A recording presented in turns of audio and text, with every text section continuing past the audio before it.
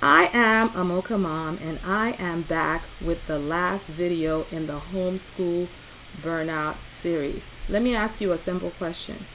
Do you know what your rights are as a homeschooler? Because what's expected of you with regards to how much you let other people know what you're doing differs from state to state.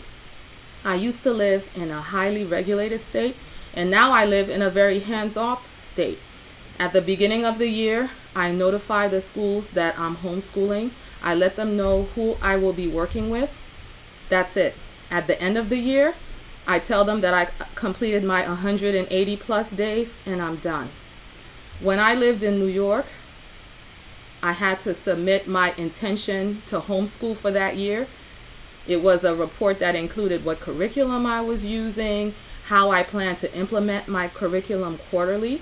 That went to the deputy superintendent, and every quarter I had to submit a report letting them know how I'm staying on target, or if I'm having any issues or any problems, that comes up at that point. And the understanding is that then they can make their suggestions, their assessment of what I'm doing. Many of us, especially at the beginning when we're new homeschoolers, almost have that fear that someone is looking over our shoulder, and any minute now someone is going to break down the door and take us away for not doing what we're supposed to be doing. It can cause us to jump through hoops that we don't have to jump through. Did you know that depending on the state that you live in, you may or may not have to do standardized testing for your child? In some states, did you know that it's required for you to do standardized testing at certain grade levels?